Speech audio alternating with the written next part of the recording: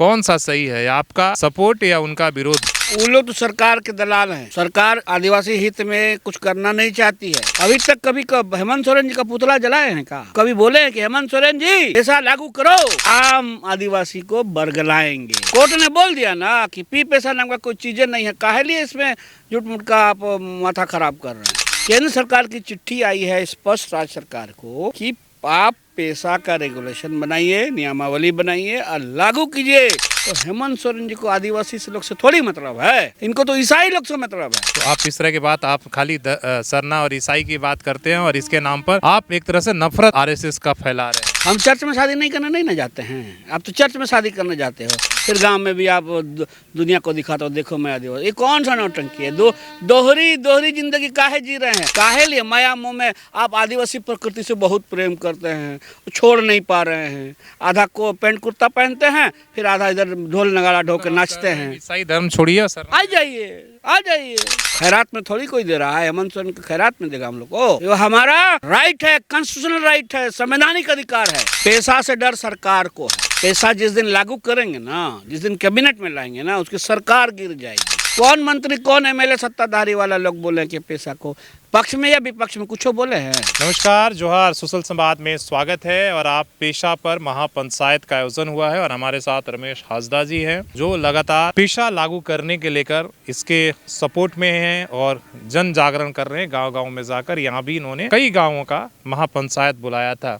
और एक तरफ जो है पी पेशा करके विरोध करने वाले लोग हैं, ये कह रहे हैं कि नहीं, जो सरकार प्रारूप लेकर आ रही है वो सही है, पहले लागू होना चाहिए। कौन सा सही है, आपका सपोर्ट या उनका विरोध? सही कौन है? आप लोग समाज को पढ़े लिखे नेता लोग क्यों कंफ्यूज करके रखे हैं? कौन कंफ्यूजन? वो लोग तो सरकार के दलाल हैं और सरकार का काम कर रहे हैं। सरकार आदिवासी हित में कुछ करना नहीं चाहती है, इसीलिए लोगों को ड्यूटी लगा दिया है कि आप ऐसा विरोध करते रहो तो हम बोलते रहेंगे।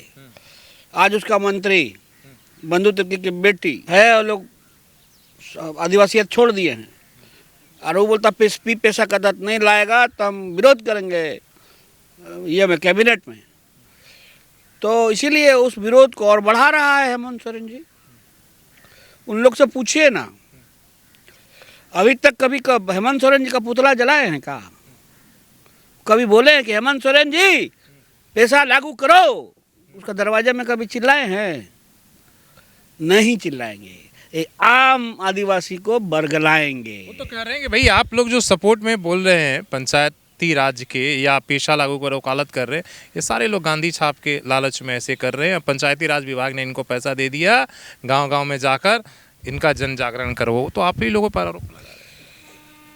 अब क्या करेगा? उसका कोई उपाय तो है नहीं, शक तो रहा नहीं। हाई कोर्ट, सुप्रीम कोर्ट, सब जगह पी पैसा चिल्ला के पी पैसा, और सुप्रीम कोर्ट गया। क्या हुआ? कोर्ट ने बोल दिया ना कि पी पैसा नाम का कोई चीजें नहीं है, काहे लिए इसमें झूठ मूठ का आप माथा खराब कर रहे हैं? अब हाई कोर्ट का स्पष्ट निर्देश है सरकार को कि चुनाव कराओ। अभी भी वैसे लोग को असंतुष्ट है तो जाइए हाई कोर्ट, सुप्रीम कोर्ट, दरवाजा खुला है। हम सरकार को कह रहे हैं, सरकार से हम मांग कर रहे हैं, हम उन लोग से नहीं मांग कर रहे हैं। वो लोग कुछ नहीं है, वो लोग मुट्ठी भर लोग है, वो लोग को कोई मायने मतलब भी नहीं रखता है।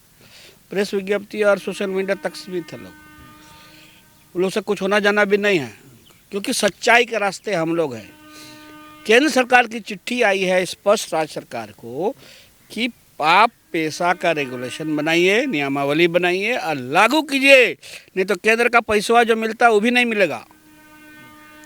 जो मिल रहा है ना पैसा, वो भी बंद हो जाएगा। तो हेमंत सोरेन जी को आदिवासी से लोग से थोड़ी मतलब है, इनको तो ईसाई लोग से मतलब है। और यही वजह है आज पैसा का ईसाई लोग के लिए जगह नहीं है पैसा में। वहाँ तो रूढ़िवादी व्यवस्था है, जो परंपरागत को पालन करते हैं उनके लिए है। वो लोग तो कोई ग्राम प्रधान अभी बचा नहीं, वो लोग कि वो लोग कहीं कोई गांव में ग्राम प्रधान नाम का कोई चीज़ है वो लोग का। जितने लोग गए हैं कोट पैंट पहन लिए हैं। आप कोट पैंट वाले बयान देते हैं, इसके बाद पूरा बवाल मच जाता है कि आप भी तो कोट पैंट पहनते हैं, तो आप इस तरह की बात, आप खाली सरना और ईसाई की बात करते हैं और इसके नाम पर आप एक तरह से नफरत आरएसएस का फैला रहे हैं। हम चर्च में शादी नहीं करने नहीं ना जाते हैं, आप तो चर्च में शादी करने जाते हो, फिर आकर के मदल धमसट होते हो। फिर गांव में भी आप दुनिया को दिखाते हो, देखो मैं आदिवासी। ये कौन सा नौटंकी है? दोहरी जिंदगी काहे जी रहे हैं? अरे वापस आ जाओ ना यार, घर वापसी करो। हम लोग पूजा पाठ कर देंगे, बकरा मैं दूंगा। पाठा जो लगता है ना सरना में आने के लिए वापस, वो पाठा मैं दूंगा उनको। बोले हाँ, घर वापसी कराएंगे इनका। काहे लिए? माया मोह में आप आदिवासी प्रकृति से बहुत प्रेम करते हैं, छोड़ नहीं पा रहे हैं। आधा को पैंट कुर्ता पहनते हैं, फिर आधा इधर ढोल नगाड़ा ढो के नाचते हैं। ईसाई धर्म छोड़िए सर, आ जाइए आइए, साथ मिल के नाचते गाते हैं। राज हम लोग का साला आगे बढ़ाते हैं। काहे लिए उनके पीछे चक्कर में पड़े हुए हैं थोड़ा सा पैसा के लिए? अरे कम खाएंगे, मजबूती के साथ रहेंगे। हम लोग कबीलाई व्यवस्था के उस जमाने हजारों साल पहले हम लोग का पूर्वज लोग अपना शासन चलाता था। हम लोग का शासन व्यवस्था में मुगल भी कभी नहीं घुस पाया था। वो जमाना से हम लोग अपना व्यवस्था चलाते आए हैं। संविधान ने हमको अधिकार दिया दोबारा फिर, तो फिर उस व्यवस्था को हम मजबूत करने के लिए हम मांग कर रहे हैं। खैरात में थोड़ी कोई दे रहा है, हेमंत सोरेन को खैरात में देगा हम लोग को? ये हमारा राइट है, कॉन्स्टिट्यूशनल राइट है, संवैधानिक अधिकार है, और वो अधिकार हमको मिलना चाहिए। पेशा से क्यों डर है आदिवासी के ही अंदर? मान लीजिए दूसरा अगर बोले तो समझ में आता है, अगर गैर आदिवासी समाज के लोग अगर बोलते हैं तो समझ में आता है कि चलो उनका एक डर दिख रहा है, लेकिन समाज के अंदर जो इंटेलेक्चुअल लोग हैं अगर इस तरीके कर रहे हैं तो क्या डर है? बाकी लोगों का डर समझ में आता है कि भाई स्थानीय स्तर पर पूरा नेतृत्व 100% जो है आदिवासी समाज का होगा। पेशा से डर सरकार को है, हमारे मेरे भाई मित्र हेमंत सोरेन जी को है। पैसा जिस दिन लागू करेंगे ना, जिस दिन कैबिनेट में लाएंगे ना, उसकी सरकार गिर जाएगी। कौन गिरा देगा? उनका जितना भी क्रिश्चियन एमएलए लोग हैं, कोई नहीं सपोर्ट करेगा उनको। डर उस बात का है। सीधा मैं पॉइंट पे आ रहा हूँ। इनके कई अल्पसंख्यक समुदाय के मंत्री बने हुए हैं। कई लोग जिस दिन पैसा को लाएगा, रूढ़िवादी व्यवस्था को मजबूत करेगा, उस दिन उसकी सरकार खत्म हो जाएगी।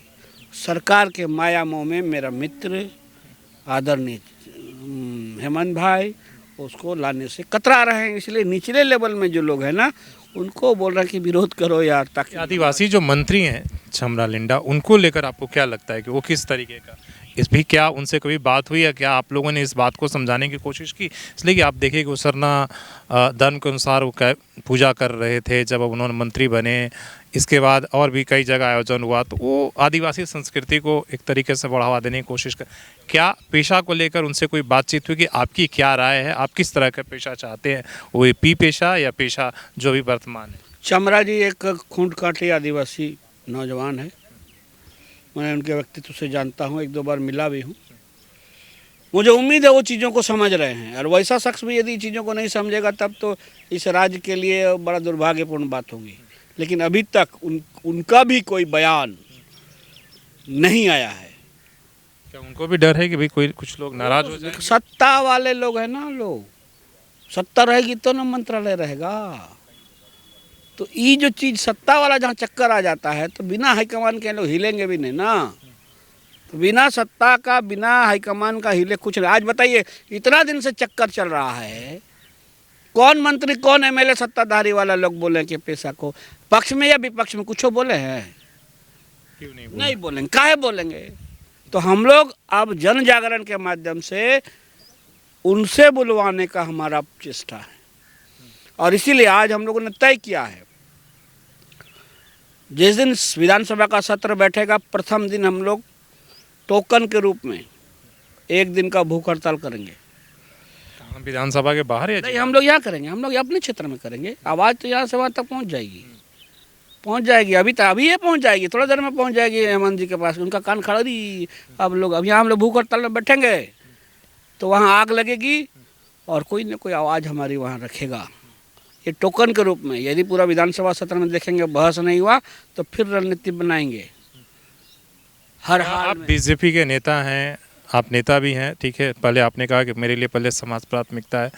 क्या विधानसभा में बीजेपी की तरफ से या ये सवाल उठेंगे या लोकसभा के अंदर सवाल उठेंगे? क्या इस पर कभी आपने बातचीत किया? पार्टी के अंदर बातचीत हुई?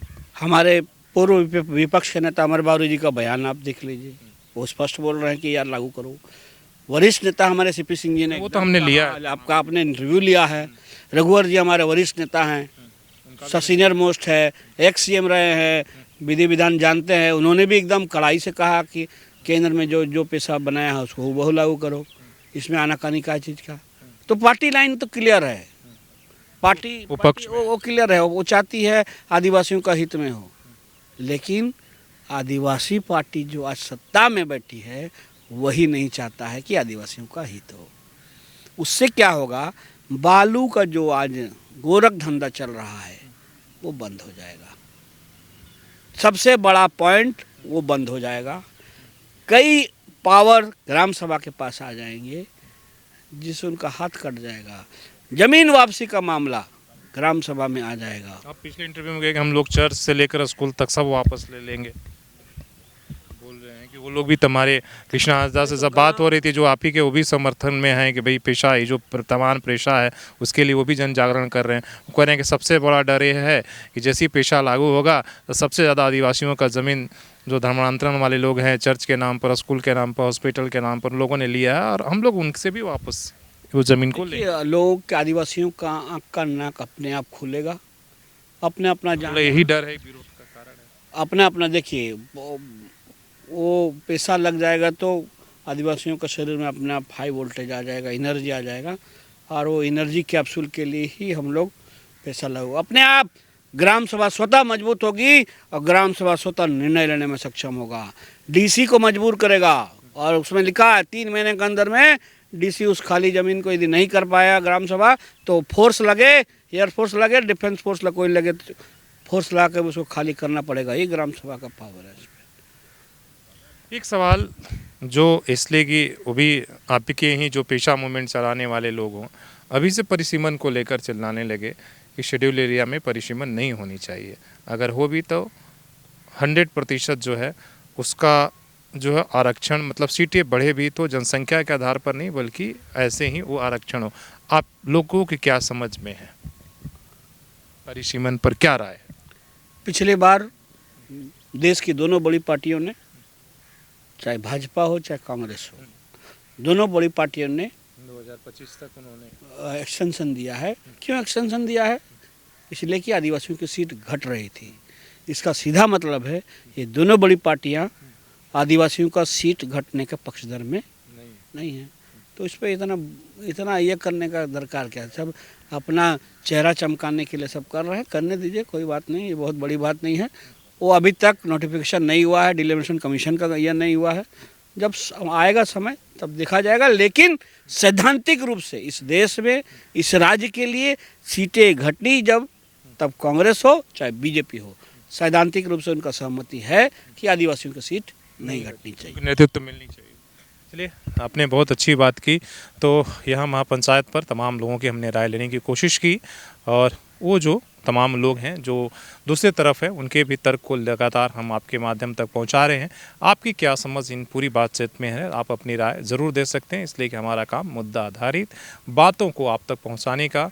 तो सोशल संवाद ज़रूर देखिए और हमारे सहयोग के लिए कम से कम आप सब्सक्राइब ज़रूर कर लीजिए। धन्यवाद।